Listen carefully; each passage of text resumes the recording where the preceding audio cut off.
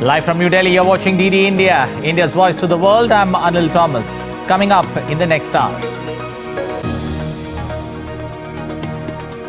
In Asia Cup cricket, the high-voltage India versus Pakistan match in Sri Lanka's Palakkal resumes after a brief delay due to rain, with India electing to bat first.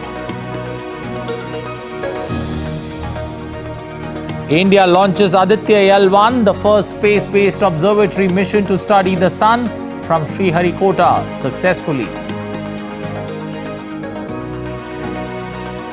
Typhoon Saola makes a landfall in South China's Guangdong province.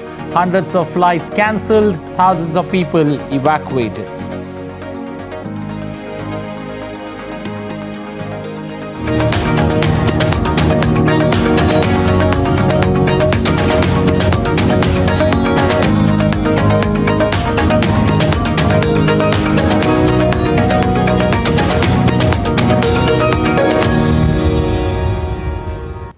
Well, the high-voltage match in the blockbuster Asia Cup on Super Saturday between India and Pakistan resumes in Sri Lanka's Palakkal. India's batting order faces a tough ask, especially against the Pakistan bowlers, as it's billed as a match between Indian batsmen and Pakistani bowlers. After a rain-interrupted stop-start, India have lost their first wicket. Shaheen Afridi getting the better of Indian captain Rohit Sharma, getting dismissed for 11 runs. The two batsmen there in the middle, Virat Kohli giving Shubman Gill company, and the two will now look to rebuild Indian innings. When reports last came in, India 22 for the loss of 1 wicket in 5.3 overs.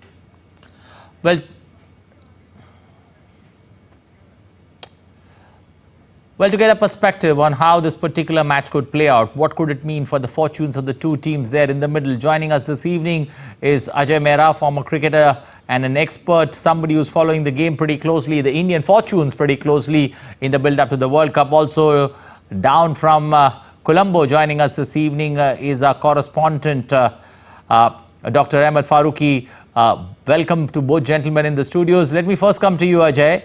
Purely in terms of how India has played or how India has gone about, in this rain-interrupted stop-start that we have seen, is it a big risk going into such a match, opting to bat first?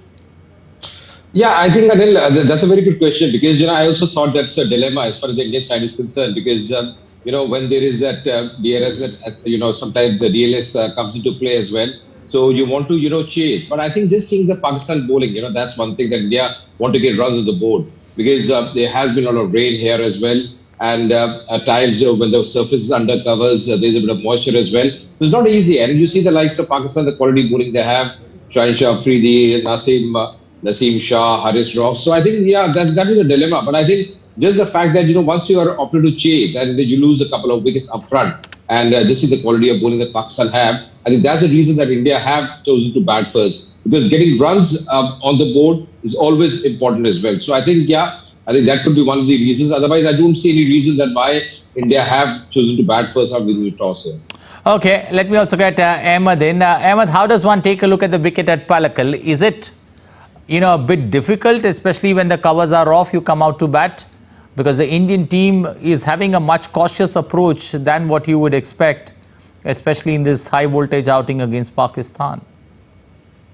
Anil, this pitch is not the same which was played 2 days back earlier when Bangladesh had faced off Sri Lanka. So this is a fresh pitch. So that is one of the reasons why Indian team is taking a cautious approach. We also saw that there was variable bounce.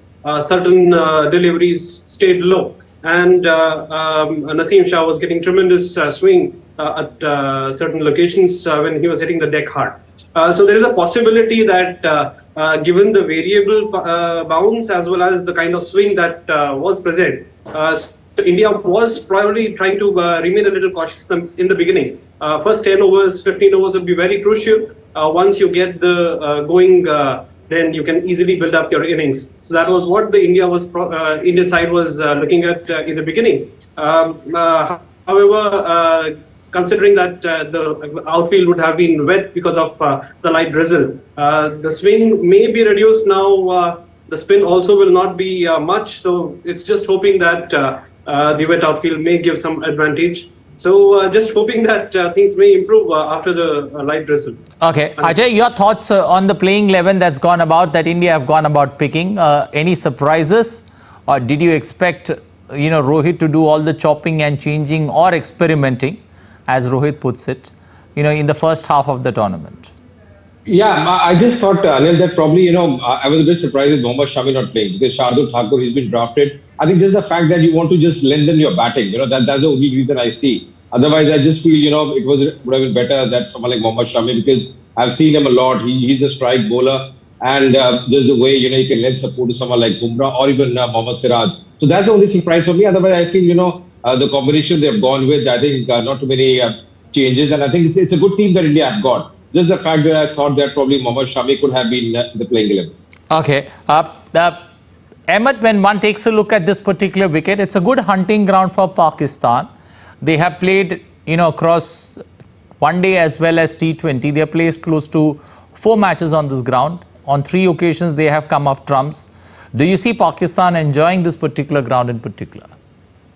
Yes, Anil, that's how it seems, especially the way Babar was talking about the conditions being like a second home for them, primarily because they have also played LPL in the recent few days. What is on their mind is that they have certain amount of confidence going into the game. Right now, as I am aware that India has lost the second wicket as well. Shaheen Shah has taken Virat Kohli. So this appears like the same battle which we had been predicting, Pakistani bowlers versus Indian top order. So it's just a matter that Pakistan will be capitalizing on the kind of start that they have. Anil. Okay. Ajay, when one takes a look at 2 wickets down, 27 runs on the board, what's the sense that you make? In an India-Pakistan game, scores, targets, strategies don't matter. But what's the sense that you get from here on?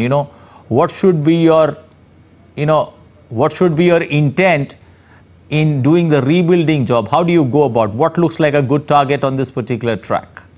I think I just seeing the surface, and there was some variable bounce as well early on in a couple of overs. So I feel, India have to reassess because you can't be looking for something in the region of 300 now. I think 250 plus is what, should be the realistic target as far as India is concerned. And after losing those 2 very important wickets, the difference also for me, and then just one point I want to make here, because, sometimes when there is a bit of rain as well, that just freshens the surface. Might be a drizzle, but because by the time the covers come in and the square is under covers, that freshness also helps the faster bowlers. And I feel, that could be the thing as well, because when the play started, the surface would have been dry. But as that little rain came in, that was interruption, the first interruption, and then, of course, the play resuming, I think that freshen the surface has assisted the Pakistan bowlers. But I feel now that India need a partnership here, because if you lose 3 or 4 wickets up front, then you're always trying to come back into the game. You're always in the back foot. So I think now they have to build a partnership. Shubman is still out there. I think a lot of rest on him.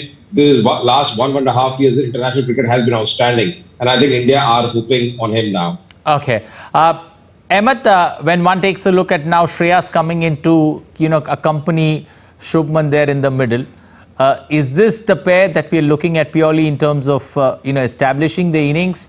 Because there was a lot of talk that Ishan Kishan could be tried at number 4. That's not happening. So do you see this as a, getting back to the drawing board, getting your plan B there on board and try the tested Shreyas Iyer there back at the number 4 position and maybe look at, rebuilding the ship that, that's almost hit an iceberg? Anil, Shreyas has had tremendous experience at number 4 spot. Given that he has had the kind of experience in similar situations earlier, so that makes him the most ideal person to be there at the middle, along with Shubman. Ishan, he hasn't faced Pakistan before this in ODI, so it will be a really difficult task to promote Ishan ahead of some experienced batters like Virat Kohli or even Shreyas Iyer. That's the reason why probably the team has thought Iyer would be the best person as of now to be in the middle to rebuild the innings and have a partnership going on, and later on Ishan could capitalize on that. Okay, Ajay, when one takes look at the two sides, what's that pushes the Pakistani bowlers to go full throttle, especially against the Indian batters? Do stats come into play, or is it more to do with with the changing times? Is it more to do with the tempo that you build, especially in these kind of high voltage, high tension games? That's a very good question, Anil, because yeah, you're right, because that tempo you build on, and I think also the skill factor. Because Pakistan bowlers and the faster bowlers especially, yeah, they are very skilled. They know exactly how to move the ball, the length that you have to bowl on this surface here. Because bowling in Multan and bowling out here, they are different propositions altogether. It's a surface where there's some variable bounce. Multan, we saw it was a really, a cracker of a game. They won that game, the Pakistan, the first game they played against Nepal. So, the lengths you're bowling on different surfaces against different opposition. Because you see the intent of, I was seeing Shansha Afridi early on, he was just bowling back of lane, bowling a bit fuller as well against someone like Rohit Sharma. So, he's varying his length many a time. So, I think that tempo you mentioned is so very important. And once you get into the rhythm as a fast bowler, Pakistan over the years and in the past as well, they have the history of producing some great fast bowlers. And I think now they have someone like Shansha Afridi, not forget Naseem Shah as well. So, they're a quality side. And, once you get those early wickets, you're always high in confidence. Okay. Ahmed, one quick word before I let you go. This particular game, India versus Pakistan, it's the start of the tournament. Pakistan have a win under the belt. Does that make things a little more easier for Pakistan vis-a-vis India, ahead of the World Cup? Yes, Anil, Pakistan had a very big margin when they defeated Nepal. They defeated them with a margin of 238 runs. And the kind of form Babar and the other Pakistani batters had. So they have a considerable, morale boost that they have brought in coming from Multan to Kandy. But travel also has its effects on the players' mental conditions as well as physical conditions. So it is really difficult to travel between two different regions, traveling from Pakistan, playing in Multan's sweltering heat, and then coming on to Kandy in humid conditions. So it has both positives and negatives what Pakistan is facing as of now. Okay. Probably that's what we'll have to wait and watch how India capitalizes on this fact as well. Okay, Ajay, this particular tournament is seen more as, getting that jigsaw puzzle together, especially before September 5th, when the World Cup squad will be announced. But also looking at, that building process of how you get that final 15 right. What would be your focus be? Looking at the final 15 or looking at return of Shreyas Iyer from injury and also the fitness of Jasprit Bumrah? I think, Anil, the first thing is, players returning from injury. Because just see the fitness, says someone like Bumrah as well. Because, of course, he went to Ireland and he did pretty well there and also captained the side. But someone like Shreyas Iyer as well, just coming back from injury. It's not easy, and then just to see how they're going about and the kind of form they are in. Because not to forget, someone like Shreyas Iyer, he might have done a lot of practice as well, but hasn't played too many games. So match fitness is totally different. So I think that's the first thing that the selectors will be looking at with someone like Rahul Dravid. And that you rightly mentioned, because that's going to be a big lineup, the World Cup squad for India, what kind of players are there, because someone like Chahal is missing out in the Asia Cup. So how is Kuldeep Yadav faring? Because you have, another left-arm spinner in this lineup as well in the Asia Cup. Along with Jadeja, you have Akshar Patel as well. So, okay. I feel always, when you're playing in the World Cup against countries like England or even, Australia or South Africa, you need a leggy. So I think Chahal, is it the right call to just, have him sit out of the squad at the moment in the Asia Cup? So I think those are the things that Indian management and the selectors will be having an eye on. Well, surely a lot to look forward to. But I think the big question today was Mohammad Shami being left out. Shardul Thakur's maybe long handle with the bat, surely being considered that by Rohit Sharma along with Rahul Dravid in picking him in that final playing 11. We'll leave it there. Thank you and appreciate both gentlemen, Ajay Mehra as well as Dr. Ahmed Farooqi, for joining us this evening on DD India News Hour. Well, moving on, still to come on DD India News Hour. India successfully launches maiden solar mission Aditya L1.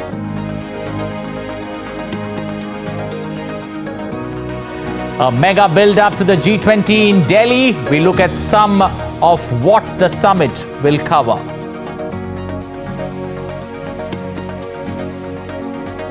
And Typhoon Saola brings a trail of destruction to South China's Guangdong province, Hong Kong, along with Macau.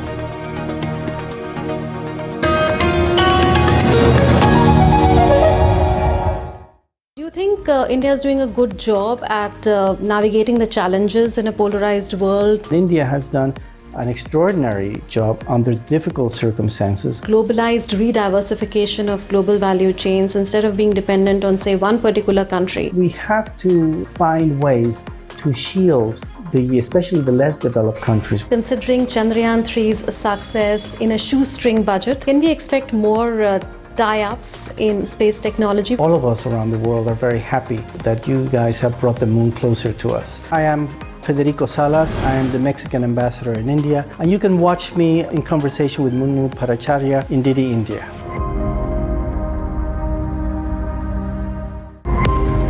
Do you think India is doing a good job at navigating the challenges in a polarized world? India has done an extraordinary job under difficult circumstances. Globalized rediversification of global value chains instead of being dependent on, say, one particular country. We have to find ways to shield especially the less developed countries. Considering Chandrayaan 3's success in a shoestring budget, can we expect more tie-ups in space technology? All of us around the world are very happy that you guys have brought the moon closer to us. I am Federico Salas. I am the Mexican ambassador in India, and you can watch me in conversation with Munmu Paracharya in Didi India.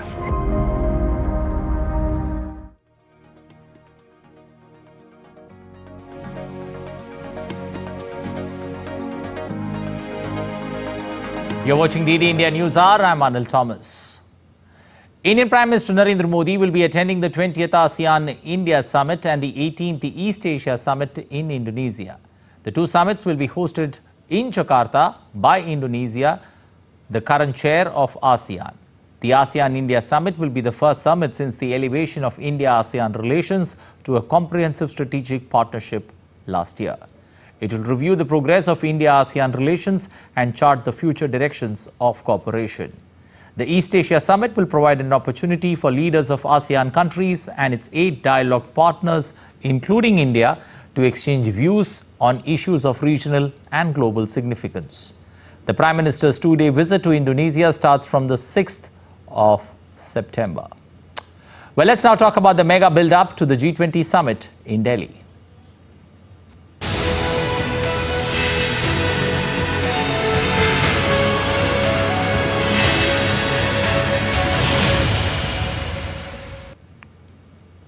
Well, continuing our coverage of the G20 summit and our in-depth look at some of the member nations leaders taking part, those who make up the G20 club, who they are and their road to leadership.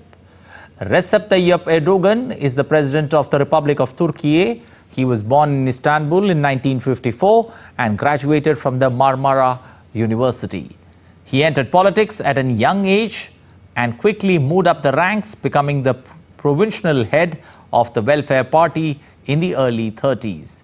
He became mayor of Istanbul and less than 10 years later established the Justice and Development Party known as the AK Party. He first became Prime Minister in 2003 and then President in 2014 and has remained in power ever since. A key feature of India's G20 presidency has been to push to improve learning outcomes and focusing on education as a pathway to skills and training. As Kriti Vadera reports, the G20 Educational Working Group prioritized digital transformation.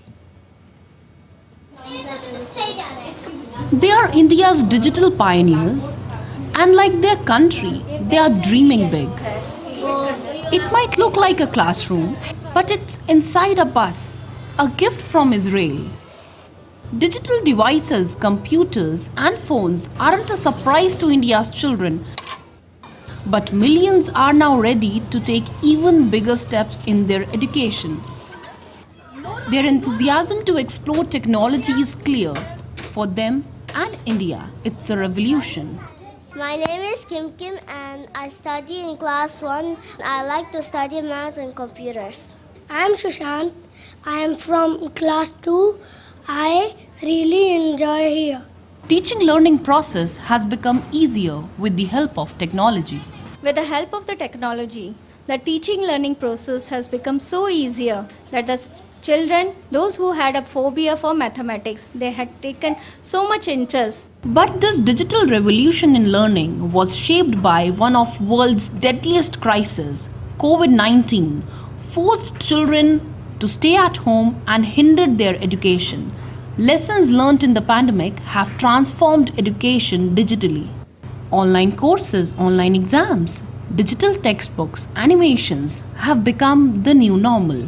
Making the real dream of Digital India campaign 2015 onwards, we have Digital India campaign, and also realizing our Honorable Prime Minister's goal of reaching out to a large number of audience and developing their skills, where he says through this kind of digital education, skill, scale and speed in India can be achieved. Unlike their grandparents and parents, these young children have learned the use of technology in classrooms.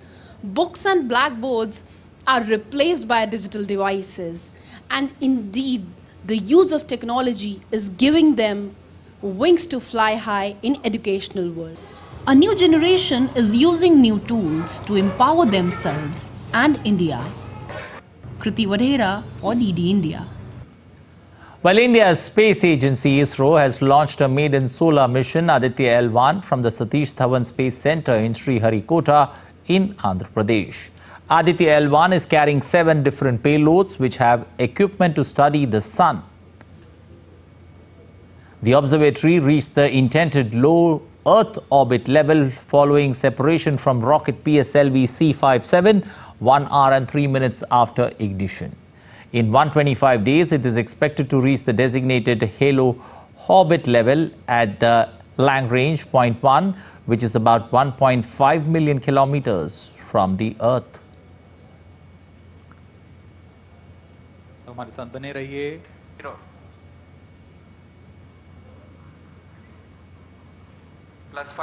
The entire team of the Indian Space Research Organization or ISRO scientists, including the chairman S. Somnath, expressed happiness at the maiden solar mission. इसके बाद वह अपने आगे की सफर जारी रखेगा L1 point के लिए.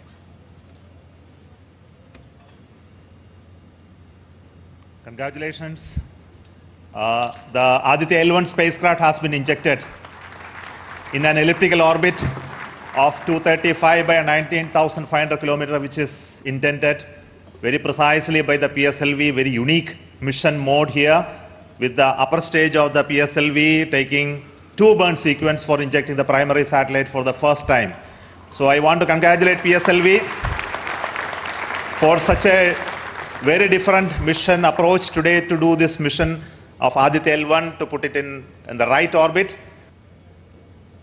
While the whole world watched this with bated breath, it is indeed a sunshine moment for India. Now comes the moment of vindication, the moment of redeeming the pledge to the nation. And coming close on the heels of successful Chandrayaan-3 landing, the successful launch of Aditya L1 is also a testimony to the whole of science and a whole of nation approach which we have sought to adopt in our work culture. Nigar Shazi, the project director of Aditya L1, spoke of the contributions it will make to science. Once this Aditya is commissioned, it will be an asset to the heliophysics of the country and even to the global scientific fraternity.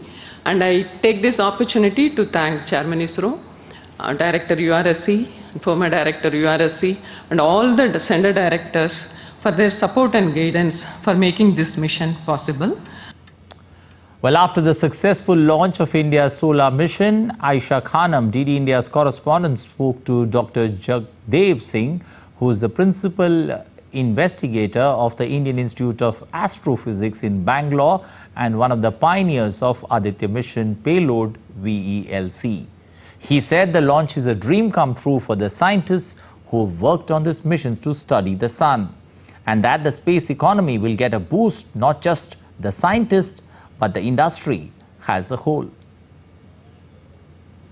The successful launch of Aditya L1 mission has delighted not only the scientific community but people across the globe. I have with me Dr. Jagdeep Singh, who is the principal investigator who works with Indian Institute of Astrophysics, and he has associated with the important instrument, the payload that is in the Aditya L1 mission. So congratulations, you said it was a dream come true. So how do scientists dream and they make it true? How does that happen? To begin with, I have to convince the people that this project is important, and the background was the observation during the total solar eclipses and with a similar instrument like a chronograph in Japan. Yeah. So with that, what the limitation is that you get only few minutes of observations during the total solar eclipses. I was looking for continuous observations, and continuous observations are important from many angles. So to study the sun continuously, since it affects the Earth's atmosphere, I am feeling great about it that successfully it has been launched. So now the challenge is about the data, storing the data, analyzing the data. What are the preparations we see on ground, with regard to this? Because it does require a huge, systems with capacity to store this. We have already tested with the data, sample data, and it will be working round the clock to analyze the data. We will have a team of people who will be looking into that data. We have developed a automatic software. Once the data is downloaded at ISRO, it will be sent back, it will be sent to an institute. There we automatically detect that data has come. Its software will be automatically activated and will start analyzing the data. With the lunar mission successful, now the Aditya mission successful, this will definitely give more wings to the vision of Atmanirbhar in space technology. With cameraman Uttam, Aisha Khanam, DD India, Bangalore. Well, what does this particular Aditya L1 mission mean to India and science exploration across the world? What will it mean for ISRO in particular? Joining us this evening is Jay Singh, our correspondent, DD India's correspondent, joining us from the outskirts of Chennai this evening with us. Jay, the Minister of Science and Technology described this as a shining moment for India. What is this shining moment, especially when it comes to, or a sunshine moment for India, I beg your pardon. Why is it a sunshine moment, especially when it comes to the exploration of the sun?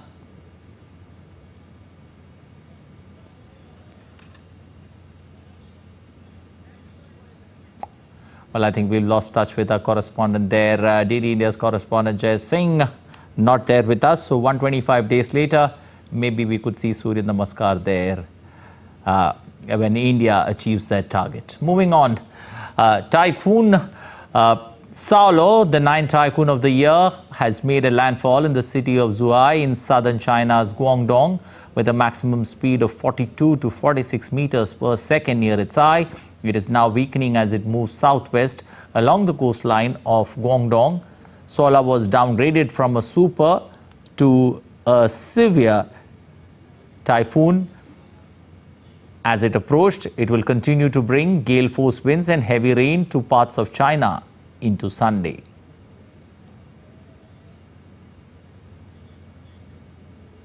Authorities have started to clean up the destruction in Hong Kong following the Typhoon Saola.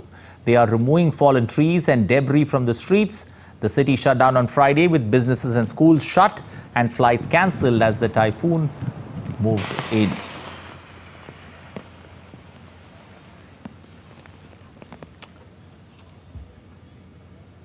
Still to come on DD India News Hour. European Union sends help to fight Greek wildfires.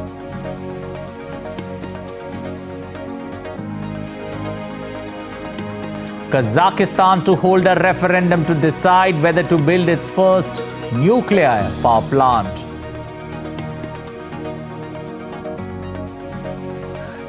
And in Mongolia, Pope Francis meets with several leaders while on a visit to the East Asian nation.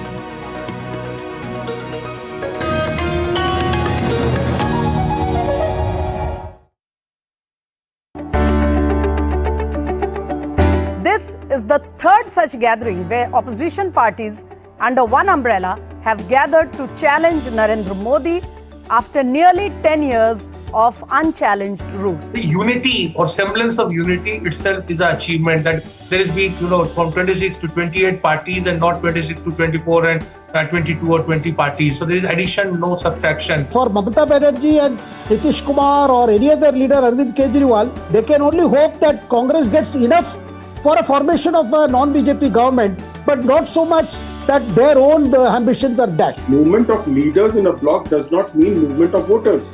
So let us be very clear, because our voters...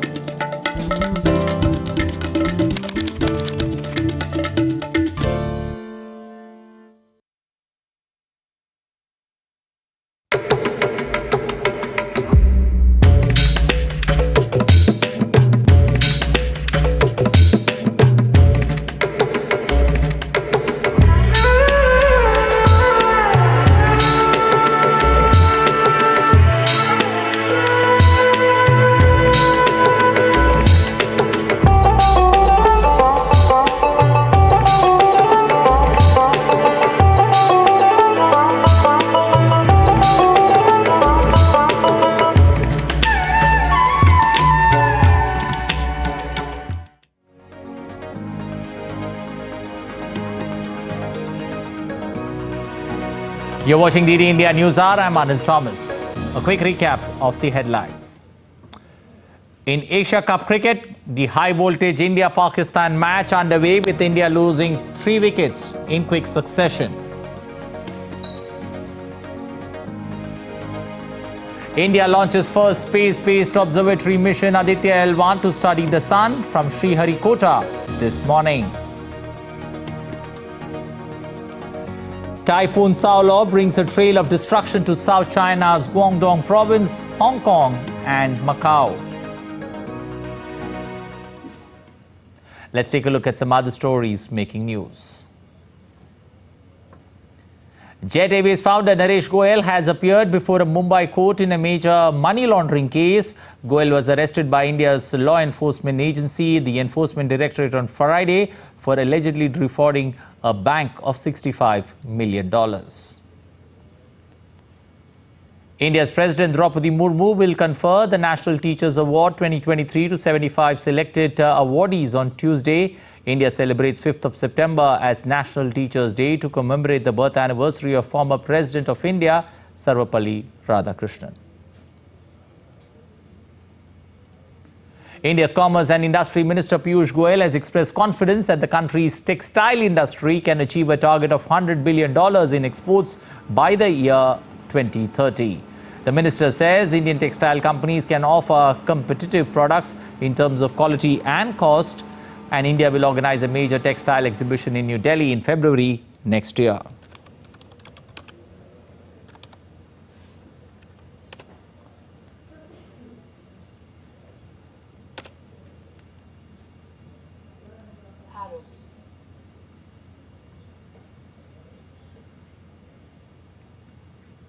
And the flood situation in India's northeastern state of Assam remains grim as over 3.2 lakh people are affected in around 18 districts of the state. Over 800 villages and 45 revenue circles were marooned under flood waters, and over 23,000 hectares of crop areas and over 1.9 lakh animals have been affected. 7 relief camps with over 2,000 inmates and 89 relief distribution centers were opened on Friday to serve the flood-affected people.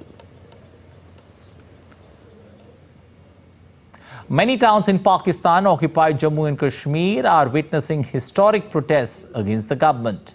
Some Kargil Chalo march of the Gilgit-Baltistan residents openly demanded to be merged with India. This is not the first time that protests of such a massive scale have taken place in Gilgit-Baltistan. It is now an open secret that Pakistan government and army are subjecting the people of Gilgit-Baltistan to worst forms of human rights violation for their desire to get separate from the rogue state and merge with India. In the latest case, as the videos viral on social media platform X from the past few days, it shows the locals gathered in large numbers in Shkardu to express their anger against Pakistani government, demanding immediate release of their religious leader. Protesting locals have reportedly threatened Pakistan government with civil war and have even said that they would merge with India in case the demands are not met.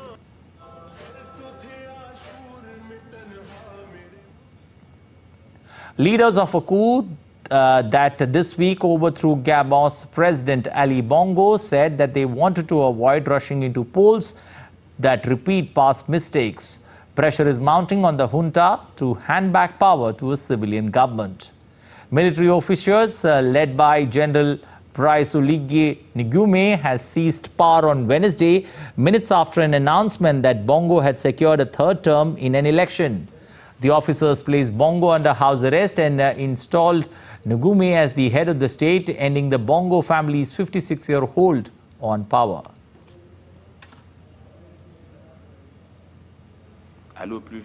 Our aim is to move as quickly as possible, quickly but surely. Moving as quickly as possible doesn't mean organizing elections in a rush, where we'll end up with the same mistakes, where the same people will continue in power, and it all comes back to the same thing. What we have just done with our colleagues is changing attitudes in Africa. And I've exchanged views with some of them, saying that it's you, the politicians, who are responsible. Well, Niger's new military rulers on Friday have accused France of further blatant interference after President Emmanuel Macron reiterated support for the West African nation's ousted leader, Mohamed Bazoum. French President Macron said on Friday that he spoke on a daily basis with Niger's ousted President Bazoum, who has been removed from power in a coup. Macron's comments were published on the Elysee social media platform and were made as he spoke about educational purposes to journalists in southern France. A quick take on some other stories making news around the world. The European Union Civil Protection Mechanism have sent a total of 12 aircrafts, 400 firefighters and 60 vehicles to fight Greek wildfires. Over 81,000 hectares have been burnt in the northeast state or region, making it the largest wildfire since the European Forest Fire Information System began recording data in 2000. At least 20 people have been killed, while summer wildfires are common in Greece but more intense this year. In Mongolia, Pope Francis met with several leaders on Saturday while on a visit to the East Asian nation. Mongolia has one of the smallest Catholic communities in the world at 1,450 members. On the first working day in Mongolia, Pope Francis attended an elaborate outdoor welcome service that included a parade spanning the centuries, ranging from soldiers in modern dress uniforms to men on horseback dressed like ancient Mongol warriors. The pontiff will preside over several religious events. Kazakhstan is going to hold a referendum to decide whether to build its first nuclear power plant. The date has not been decided yet. The Central Asian nation's government had long discussed the idea for the need for new power generation capacity. A planned location has been identified for the facility in southeastern region of Kazakhstan, and this particular country is the world's biggest uranium producer.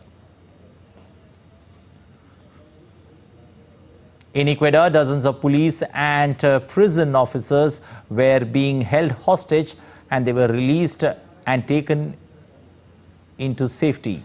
They were taken hostage by inmates in 6 prisons in Ecuador, thereby restoring order to the country's prison system. The released officers underwent medical checks to verify the state of health. The incident in the prisons came amid an electoral period marked by the murder of presidential candidate Fernando Villavicencio. A delegation from the National Defence College in Indian capital New Delhi visited the Royal Saudi Arab Armed Forces headquarters in Riyadh. The delegation was led by Major General Nagendra Singh, senior directing staff of the NDC. The delegation was welcomed by the Chief of Staff at the RSAF. The delegation also visited the National Defence University in Riyadh. At the NDU, they received an overview of the university's activities and discussed with the university staff and faculty members the potential for collaborating between the two institutions. The delegation also had an interaction with the commander of Royal Saudi Naval Forces. In addition to the military visits, the delegations also took the opportunity to learn more about Saudi Arabia's cultural heritage. India has announced a significant boost in the financial support for the ongoing grand projects in Sri Lanka. Under the India-Sri Lanka High Impact Community Development Project framework, the allocation for 9 ongoing projects have been raised by up to 50%, reaching a total commitment of nearly 300 crore Lankan rupees. These projects encompass diverse sectors like education, health and agriculture, and the Indian government has already completed over 60 grant projects successfully under the HICGHP framework, which extends across the entire island.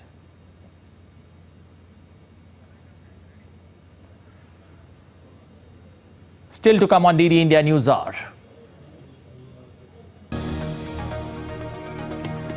Mission Olympic Cell has approved participation of current world athletic champion javelin thrower Neeraj Chopra for a 12-day training camp in Switzerland.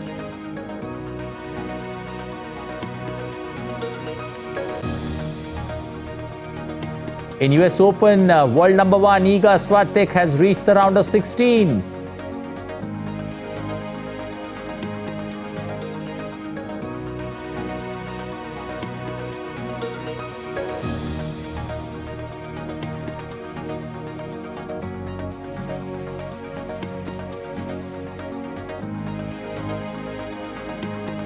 Arch rivals India and Pakistan are taking on each other in the Asia Cup encounter today.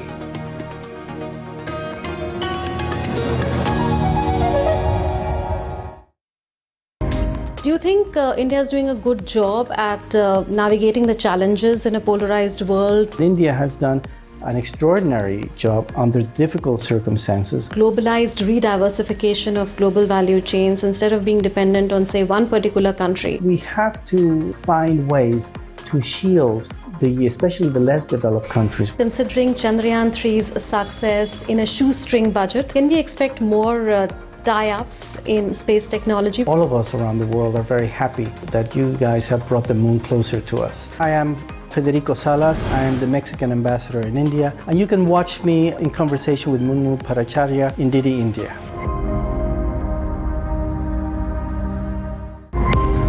Do you think India is doing a good job at navigating the challenges in a polarized world? India has done an extraordinary job under difficult circumstances. Globalized rediversification of global value chains instead of being dependent on, say, one particular country. We have to find ways to shield especially the less developed countries. Considering Chandrayaan 3's success in a shoestring budget, can we expect more tie-ups in space technology? All of us around the world are very happy that you guys have brought the moon closer to us. I am Federico Salas. I am the Mexican ambassador in India, and you can watch me in conversation with Munmu Paracharya in DD India.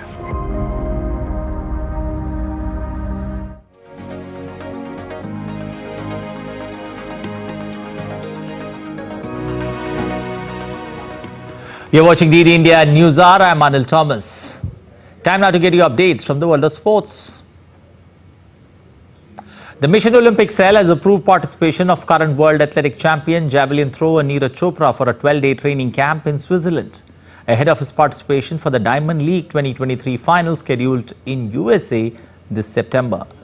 A total of 5.89 lakh have been sanctioned for the preparatory camp set between 1st of September and the 12th of this month. Neeraj finished second at the Diamond League event in Zurich after recording the best throw of 85.71 on Thursday night. World number 1 Iga Swiatek is past one of her best friends in the Louis Armstrong Stadium on Friday, dismissing qualifier Kaja Juan 6-0, 6-1 to reach the round of 16 at the 2023 US Open. The pair have been close for nearly a decade since their days in junior, but defending champion Swiatek of Poland was still unwavering in collecting her third straight win over Slovenia's Juan, polishing off the victory just after 49 minutes on court. The victory is Swiatek's 10th straight win at the Billie Jean King National Tennis Center in New York City as she aims to defend a title for the 5th time in her career. Well, Caroline Wozniacki's fairy tale return to Grand Slam tennis continued as she beat home hope Jennifer Brady 4-6, 6-3, 6-1 on the Arthur Ashe Stadium to make it to the last 16 of the US Open. A two-time former finalist at Flushing Meadows, yet having not played in New York for the past 4 years after a retirement in January 2020, Wozniacki looked as if she had never been away as she recovered from dropping the only set to knock Brady out of her home slam.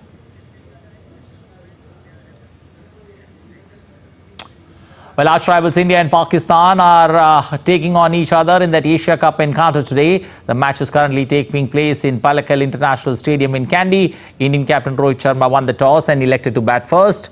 When reports last came in, there is a second rain interruption that's come into play. India at that point of play when play stopped were 51 for the loss of 3 wickets. The 3 wickets that India have lost: opener Rohit Sharma, followed by Virat Kohli, and then Shreyas Iyer back in the pavilion. So clearly the two batsmen there in the middle, Shubman Gill batting for 24 deliveries, managing to score 6 runs with 1 hit to the fence. Ishan Kishan giving him company there, having faced 6 deliveries, 2 runs on the board. And for Pakistan, Haris Rauf picked up 1 wicket, while the other 2 wickets were picked by Shaheen Afridi. So all in all, it's a good contest between bat and ball. But as we speak, at the end of 11.2 overs, India 51 for the loss of 3 wickets. But rain stopping play yet again. So it's going to be a stop-starts match that you're going to see quite regularly, regular interruptions that are going to come into play. Remember, the Sri Lankan Meteorology Department had predicted rain to hamper proceedings in this particular match. It's a call that Captain Rohit Sharma has taken, especially when it comes to putting the runs on the board and then made Pakistan chase it. But the way things stand, India have lost 3 quick wickets and look to be in a precarious situation. We'll have to wait for one solid partnership to come out and defend us, especially in helping us reach a healthy score in this particular contest. India-Pakistan match is never short of tension as well as anticipation. There are many zigzag puzzle, six-off battles that you would see in this particular contest. But as things stand, Pakistan having the better of the exchanges in the 2 rain-interrupted starts that we have seen. Pakistan picking up 3 Indian wickets. India's top order, 3 batsmen back in the pavilion, while Indian batsmen have managed to score 51 runs. The 2 players there in the middle, as we spoke, Shreyas Iyer along, the 2 batsmen there in the middle, Shubman Gill, opener Shubman Gill, along with Ishan Kishan. So they are going to be the 2 players there in the middle. Also, one would be hoping that India can put a decent score on board to trouble the Pakistani batsmen. Pakistan in their opening game had beaten Nepal by 238 runs. So Pakistan have a win under their name. India are playing their first match of the Asia Cup. Well, Manchester United have been drawn against Bayern Munich in this season's Champions League group stage, while Paris Saint-Germain will be forced to navigate what looks to be the toughest draw or toughest group in the competition. United returned to the Champions League after missing out last season. Red Devils were drawn in Group A alongside Bayern Munich, FC Copenhagen and Galatasaray. The draw of the UEFA Champions League round of 32 was completed in Monaco. With this, European football giants have learned their fate in the UEFA Champions League season 2023-2024. English Premier League giants Manchester United will meet Bundesliga winners Bayern Munich in the group stage. PSG and Borussia Dortmund are in the group of death, while record time winners Real Madrid will lock horns with Napoli in Group C this season. Let's take a look at the Champions League group stage draw in full. In Group A, Bayern Munich, Manchester United, FC Copenhagen, Galatasaray. In Group B, Selvia, Arsenal, PSV Eindhoven, Lens. In Group C, Napoli, Real Madrid, SC Barga, Union Berlin. In Group D, Benfica, Inter Milan, FC Salzburg, Real Sociedad. In Group E, Feyenoord, Atletico Madrid, Lazio, Celtic. In Group F, PSG, Borussia Dortmund, AC Milan, Newcastle United. Group G, Manchester City, RB Leipzig, Red Star Belgrade, Young Boys. Group H, Barcelona, FC Porto, Shakhtar Donetsk, Royal Antwerp. This draw held in Monaco is the final time a group stage draw will take place, with UEFA expanding the competition next year to a 36-team format that includes one league table. The group stage will begin on September 19 and it will end on December 12th. The knockout stages will begin in February. This season's final will be held at Wembley Stadium in London on June 1st. Sports Desk, DD India.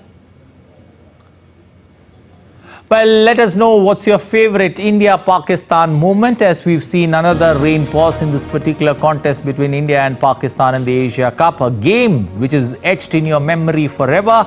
You can reach us on X. Our handle is @DD India Live. We're going to keep discussing that India-Pakistan high-octane Super Saturday clash. But that's all we have time for in this edition of DD India News Hour. Let us know your thoughts on the news of the day. You can connect with us on Facebook, X formerly known as Twitter, and also Instagram. We'll be back with more news as it breaks here on DD India. I am Anil Thomas. From all of us here in Delhi, thanks for watching DD India News Hour.